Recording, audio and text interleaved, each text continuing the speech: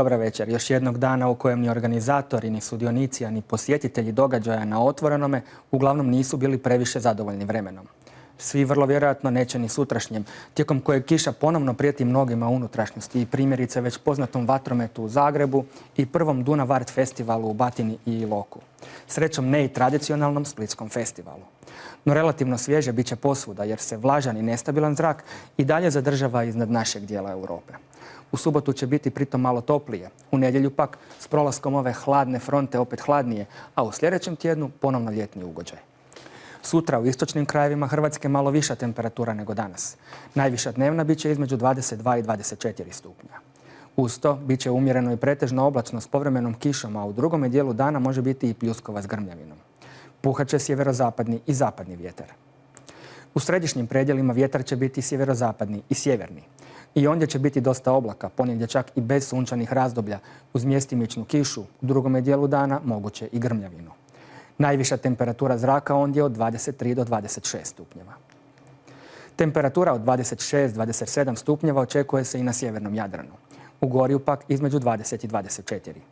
Uz promjenjivu naoblaku u Lici i Gorskome kotaru bit će povremene kiše ili pljuskova, a poneki je pljusak moguć i u unutrašnjosti Istre te na obali sjevernog Jadrana, gdje će puhati slaba i umjerena bura, ponegdje i sjeverozapadnjak, na otvorenome moru moguće jak. Jak će sjeverozapadnjak biti i ponegdje na otvorenome moru srednjeg Jadrana. Uz obalu vjetar slab i umjeren sjeverozapadni i zapadni. U tom će dijelu Hrvatske biti uglavnom sunčano, ponegdje uz prolazno više oblaka, pri čemu većinom u Zagori može biti i pokojeg pljuska, na koji treba računati mjestimice i na krajnjem jugu, posebice u Konavlima. Uz jugozapadni i zapadni vjetar na obali te sjeverozapadni, moguće i jak na otvorenome, more će biti malo do umjereno valovito, na otvorenome ponegdje i valovito. I u subotu još treba računati na promjenljivu naoblaku te povećanu vjerojatno za kišu, odnosno pljuskove s grmljavinom. Od nedjelje su oni mogući uglavnom u Gorju i u unutrašnjosti Dalmacije. Još će povremeno puhati sjeverac i sjeverozapadnjak, a temperatura će zraka porasti, iako će u nedjelju biti manje toplo nego prekosutra i početkom tjedna. Na moru također toplije te pritom pretežno sunčano, samo mjestimice uz povećanu vjerojatnost za lokalne neverine.